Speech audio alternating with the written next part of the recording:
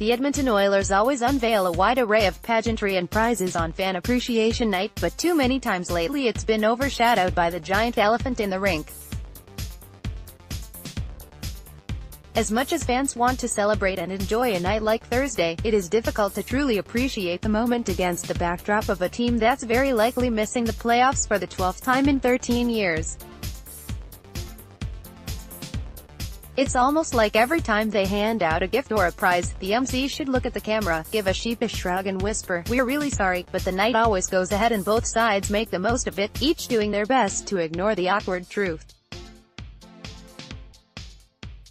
It's just another layer in the emotional, and occasionally testy, relationship between the team and its fans. They voice it when they're not happy, and at the end of the day they have the right to, said winger Zach Kassian, adding everyone in the dressing room knows more was expected from the Oilers this year. They want to win just as much as we want to win. There were a couple of rough patches early on this year where they let us feel it, but that's about playing in a passionate market.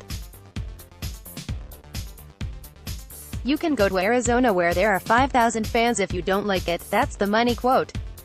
As hot as the spotlight can burn, sometimes they do appreciate playing in a market where people care about hockey more than they care about anything else in town.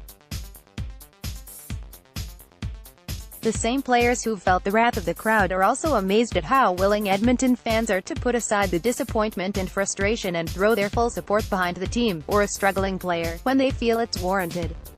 When the world is crashing down on Tobias Rieder, they were chanting his name in that 8-4 win over the LA Kings, hoping he could piggyback on the team's offensive outburst and break his 61-game scoring drought. When Milan Lucic scores, they cheer like he was one of their kids at a minor hockey game.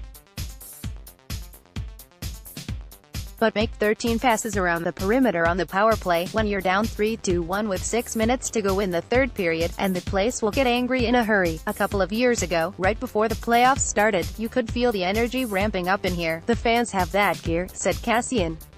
As players, we got a taste of the playoffs, how amazing it was. I've never been around a building so loud and so passionate. It was amazing.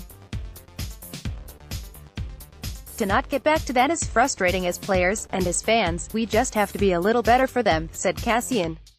They've been good during this stretch drive, they know what's at stake and it's up to us to go out and put on a good show. Head coach Ken Hitchcock grew up in Edmonton and knows better than anyone how the city lives and breathes the NHL, but until now he's never felt it from the inside.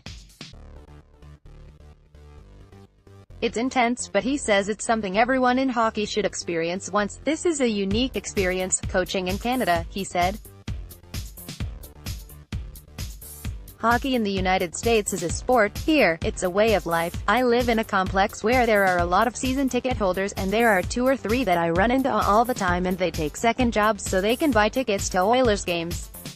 That's their passion. They work extra hours just so they can be Oilers fans. I think after a while you really learn to appreciate that. It's a way of life and it's a really important part of this community.